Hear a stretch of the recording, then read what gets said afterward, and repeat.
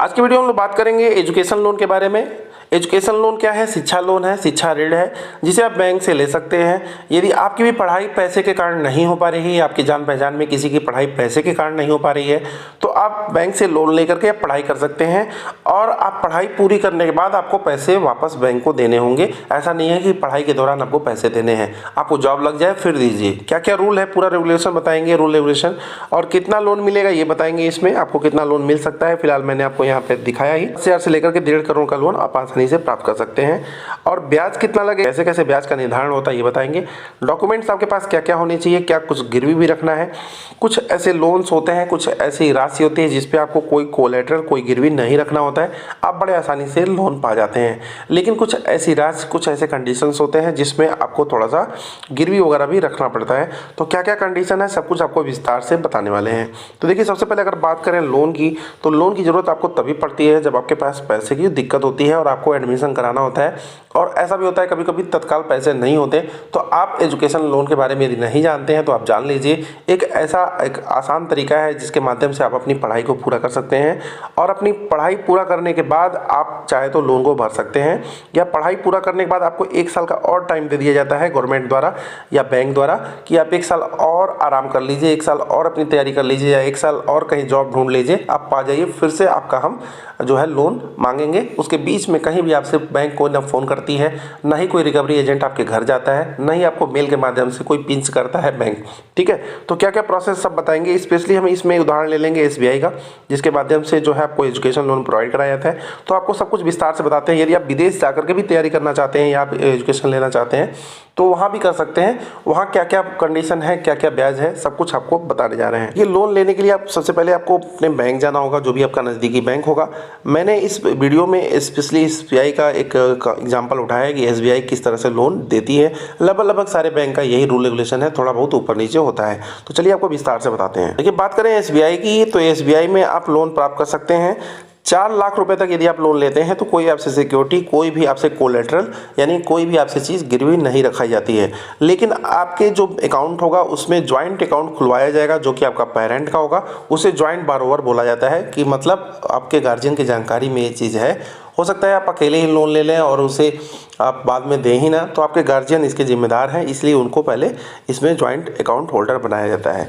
अगर आप 4 लाख से लेकर के 7.5 लाख के बीच में लोन लेना चाहते हैं तो पेरेंट्स तो आपके ज्वाइंट बारोवर बनेंगे ही बनेंगे, इसमें भी कोई सिक्योरिटी नहीं ली जाती है। और साथ ही आपके थर्ड पार्टी गारंटर यानी किसी को आपको गारंटर भी बनाना पड़ेगा। ठीक है, ये आपके रिश्तेदार भी हो सकते हैं या बैंक का उनका कहीं ना कहीं अकाउंट हो उस बैंक में, तो वो भी इसमें गारंटर बन सकते हैं। अगर आप 7.5 लाख से अधिक का लोन लेना चाहते हैं तो आपके पहली कंडीशन तो पूरी करनी होगी। साथ ही आपको एक कोलेटरल भी देना होगा, जो आपकी FD भी हो सकती है, प्रॉपर्टी, घर का कागज हो सकता है, खेत का हो सकता है, या कोई लाइफ इंश्योरेंस अगर आपने LIC वगैरह कराई है तो उसका भी डॉक्यूमेंट आप दे सकते हैं। तो ये सारी कंडीशन है। फिलहाल बात करें लोन अमाउंट, तो जनरली 15 लाख जो है इंडिया में मैक्सिमम दिया जाता है। 15 लाख से ज़्यादा आपको इंडिया में पढ़ने के लिए लोन नहीं दिया जाता है। और बात करें विदेश की तो 75 लाख तक दिया जाता है। फिलहाल कुछ बैंक ऐसे होते हैं जो 50 लाख तक भी इंडिया में आपको पढ़ने के लिए दे देते हैं। ये अलग अलग बैंक पे डिपेंड करता है, और भी इसके बारे में विस्तार से बताते हैं आपको। बात करें ये पैसे वापस कब करने होंगे ये भी समझ लेते हैं। देखिए, जब आप बैंक से लोन ले लेते हैं तो आपकी पढ़ाई के दौरान, जैसे मान लीजिए आपको BTech करना है या ग्रेजुएशन करना है 3 साल का, या 4 साल वाला ऑनर्स वाला ग्रेजुएशन करना है, कुछ भी कोई भी कोर्स आपका कितने भी ईयर का हो, जब तक आप पूरा कोर्स पूरा नहीं कर लेंगे उस बीच में आपको बैंक से ना कोई कॉल आएगी, ना ही कोई मैसेज आएगा, ना ही कोई लेटर जाएगा, ना ही आपके घर कोई आएगा पैसे मांगने, ना ही आपको कोई याद दिलाएगा कि आपने कोई लोन वगैरह भी ले रखा है। ठीक है, तो अपनी पढ़ाई के दौरान आपको बिल्कुल टेंशन फ्री होकर रहना है, पढ़ना है मस्त एकदम चिल होके। कोई भी आपसे कोई बात नहीं करेगा कि आपने कोई लोन भी ले रखा है। ठीक है, उसके बाद क्या होगा, जैसे आप कोर्स कंप्लीट कर लेंगे उसके बाद 1 साल का और टाइम आपको मोरेटोरियम टाइम दिया जाएगा। इसे मोरेटोरियम पीरियड भी बोला जाता है। ये 1 साल का समय आपको पढ़ाई के बाद जॉब ढूंढने के लिए, या आप जॉब करना चाहते हैं या जॉब अभी कोई तैयारी करना चाहते हैं, उसके लिए 1 साल का और टाइम दिया जाता है। इतने साल तक आपसे जो है कोई भी किसी तरह का कोई पैसा नहीं मांगा जाएगा, ना ही बैंक आपको प्रेशर करेगी, ना ही बैंक आपको याद दिलाएगी कि आपने लोन ले रखा है तो पैसे भी वापस दो। अपने कोर्स के साथ साथ जो 1 साल एक्स्ट्रा होगा उसका भी आप यूज कर सकते हैं। साथ ही उसके बाद क्या होगा, आपको जो लोन का रीपेमेंट होगा उसके बाद स्टार्ट होगा, यानी कि जो कोर्स कर लेंगे उसके 1 साल बाद तक और छूट मिलेगी। उसके बाद आपका जो लोन होगा मेनली वह स्टार्ट हो जाएगा कि आप अपनी EMI जमा करिए। 15 साल तक मैक्सिमम जो होगा बैंक आपको टाइम देती है। कुछ कुछ बैंक 10 साल ही देती है, तो 10 से 15 साल तक आपको टाइम देती है कि इसके पहले तक आप जो भी पैसा लिए थे 4 लाख, 10 लाख, 20 लाख, वो सब के सब बैंक को वापस करिए। वो किसके साथ? SI के साथ, सिंपल इंटरेस्ट के साथ। ठीक है, अब बात कर लेते हैं प्रोसेसिंग फ़ी क्या कोई है क्या। तो 20 लाख तक अगर आप लोन लेते हैं कोई प्रोसेसिंग फीस बैंक आपसे नहीं लेती है। अगर आप 20 लाख से ऊपर का लोन लेते हैं तो 10,000 रुपये आपको प्रोसेसिंग फ़ी बैंक को देना होता है। बात करें सिक्योरिटी के रूप में, तो मैंने आपको बता ही दिया है, 7.5 लाख तक आपको पेरेंट या गार्जियन को को-बारोवर बनाना होता है और इसमें कोई भी तरह का कोई कोलैटरल नहीं लगता है। थर्ड पार्टी आपको गारंटी देनी होती है जब आप 4 लाख से अधिक का लोन लेते हैं। अगर 7.5 लाख से अधिक लेते हैं तो मैंने आपको सारी बात पहले ही बता दी कि आपको कोलैटरल भी देना पड़ेगा और आपको को-बारोवर भी बनाना पड़ेगा। और बात करें इसमें क्या मार्जिन मनी भी कुछ होती है क्या? मार्जिन मनी का ये मतलब होता है, जैसे मान लीजिए कोई आपको बैंक लोन दे रही है 20 रुपये, ठीक है, तो बैंक बोल रही है 5 रुपये आप दो, 15 रुपये मैं दूंगा। ठीक है, तो ये जो 5 रुपये है ये मार्जिन मनी हो गई जो कि आपको देनी होती है। ठीक, तो अगर बात करें 4 लाख तक तो नील है एकदम। 4 लाख तक अगर आप लोन लेते हैं एजुकेशन लोन तो आपको बिल्कुल कोई भी एक भी रुपये अपने पास से नहीं लगाने हैं, सारे के सारे बैंक आपको देगी। अब बात करें 4 लाख से ऊपर का अगर बात करें तो 5% इंडिया के लिए है ये मार्जिन मनी, और 15% विदेश के लिए अगर आप पढ़ना चाहते हैं तो ये मार्जिन मनी है, वो आपको देने होंगे। रेट ऑफ इंटरेस्ट की बात करें तो 8, 8.5, ठीक है, और 9%, यहाँ तक जो है जनरली ये ब्याज चलता है। बाकी आपके सिबिल स्कोर के ऊपर है, आपके सिबिल में आपका स्कोर कितना है उसी के ऊपर आपका ब्याज जो है डिपेंड करता है। कुछ लोगों के लिए यही ब्याज जो 8, 8.5, 9 मिल रहा है, कुछ लोगों के लिए हो सकता है 15% भी लगे क्योंकि उनका सिबिल हो सकता है ख़राब हो। ठीक है, तो सिबिल पे डिपेंड करता है, अपनी सिबिल आप चेक करा सकते हैं। बात करें विदेश के लिए तो विदेश के लिए आपको 1.5 करोड़ तक लोन मिल जाता है। बाकी रूल रेगुलेशन सारे वैसे ही हैं। तो विदेश के लिए लोन लेना चाहते हैं, विदेश में पढ़ाई करना चाहते हैं तो 10,000 आपको प्रोसेसिंग फ़ी देनी होगी। साथ ही जो मोरेटोरियम टाइम होगा या कोर्स का टाइमिंग होगा उसमें आपको वही SI का चार्ज देना होगा।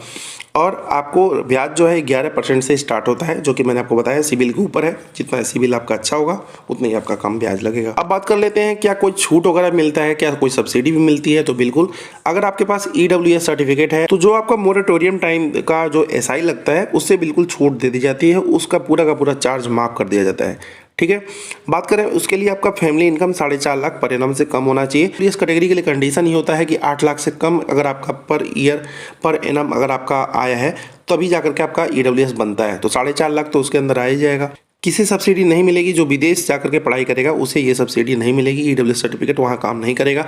अब बात यहाँ भी आती है, कुछ लोग जो समझ नहीं पाते हैं वो ये समझते हैं कि हम लोन लेंगे और लोन हमारे खाते में पैसा भेज दिया जाएगा, तो हो सकता है फीस अगर 40,000 हो तो हम कम करा के 35,000 करा देंगे, 5,000 हम खा पी लेंगे, यूज़ कर लेंगे। तो बिल्कुल ऐसा भाई नहीं होने वाला है। आप इसमें ऐसे समझ लीजिए, बैंक से आप लोन लेंगे तो आप एक मीडिएटर हैं, ठीक है, और ये आपका कॉलेज है। तो आप क्या करेंगे, बैंक के पास जाएंगे, बताएंगे हमें लोन चाहिए, बैंक कहेगी अच्छा ठीक है, सारी फीस वगैरह का क्या क्या फीस लगेगा कॉलेज से मांग लाओ। तो आप कॉलेज जाएंगे और कहेंगे हमारे सब फीस वगैरह कार्ड बना दीजिए कि कितने पैसे हमारे लगने हैं पढ़ाई में। तो कॉलेज क्या करेगा, आपको फीस चार्ट दे देगा, आप लेंगे बैंक को दे देंगे। बैंक बोलेगा अरे आपने कॉलेज का अकाउंट नंबर तो लाया नहीं, तो आप पूछेंगे कॉलेज का अकाउंट नंबर क्या होगा, पैसे तो मेरे में आने हैं ना। तो बैंक बोलेगी ऐसा नहीं होने वाला है, ठीक है, पैसे मैं आपको दे दूं, आप पता नहीं पढ़ोगे कि नहीं पढ़ोगे, ये क्या गारंटी है। ठीक है, ऐसा भी हो सकता है आप फीस ही नहीं जमा करो। ठीक, तो बैंक क्या करती है, बैंक कहती है कॉलेज का हमें अकाउंट नंबर चाहिए, तो बैंक सीधे कॉलेज के अकाउंट नंबर में पैसे भेज देती है। जो नहीं जानते उनके लिए है, बाकी जो जानकारी जिनको है वो तो जानते ही जानते हैं। ठीक है, मैं सोचा इसको भी बता दूं। तो बैंक क्या करती है, सीधे पैसे कॉलेज के अकाउंट में भेजती रहती है।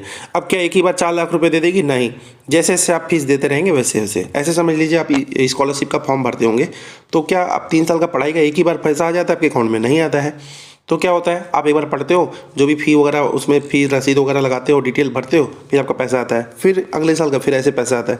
तो बैंक भी क्या करेगी, आपके कॉलेज को पैसा जो होगा हर सेमेस्टर या हर ईयरली, जो भी ईयरली चलता होगा या सेमेस्टर वाइज, तो पैसा समय समय पे बढ़ती रहेगी, देती रहेगी। सपोज दैट 50,000 रुपये आपका पर सेमेस्टर लगता है, 50,000 पर सेमेस्टर, ठीक है, किसी भी कोर्स का, और आपके पास 4 सेमेस्टर है, तो ये आपके 2 लाख रुपए हो गए। तो 2 लाख रुपए बैंक एक बार ना दे करके 50-50 हर सेमेस्टर आपके बैंक को आपके कॉलेज के अकाउंट में भेजती रहेगी। ठीक है, तो आप सारा प्रोसीजर समझ गए होंगे। अब कुछ लोग ये भी क्वेश्चन करते हैं 15 साल तक मैक्सिमम है, तो क्या हम इसे 5 साल में ही जमा कर दें, 3 साल में ही जमा कर दें, कोई दिक्कत नहीं, तो बढ़िया ही है। बैंक कहेगी अच्छी बात है, ठीक है। इसे प्री पेमेंट बोलते हैं, आप ऐसे कर सकते हैं प्री लोन पेमेंट। बाकी देखिए लोन से संबंधित, एजुकेशन लोन संबंधित और भी बहुत सारे टॉपिक्स, बहुत सारे ऐसे क्वेश्चंस हैं जो वीडियो में नहीं कवर हो सकते। आपके बहुत सारे क्वेश्चन हो सकते हैं, कमेंट बॉक्स में आप लिख सकते हैं। बाकी एजुकेशन लोन के ऊपर आप कैसे अप्लाई कर रहे हैं SBI में स्टेप बाय स्टेप, उसका मैंने लिंक अपने वेबसाइट पे दे रखा है और वेबसाइट पे और डिटेल्स इसके बारे में दे रखा है, आप वहाँ जा करके इसे रीड कर सकते हैं। मेरे वेबसाइट तक कैसे पहुँचे वीडियो के लास्ट में भी सुन लीजिएगा।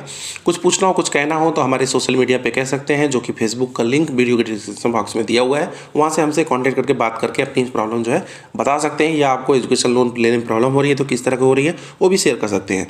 अभी के लिए बस इतना ही, धन्यवाद। हमारी वेबसाइट पर आने के लिए आपको सबसे पहले आ जाना है गूगल के सर्च बॉक्स में और यहाँ पे आपको टाइप करना है naukriapp.blogspot। मेन लिंक पर क्लिक करेंगे, ऑफिशियल वेबसाइट का पहला लिंक आपको दिखेगा, इस पर आपको क्लिक करना है। क्लिक करते ही आप हमारी ऑफिशियल वेबसाइट पे पहुंच जाएंगे।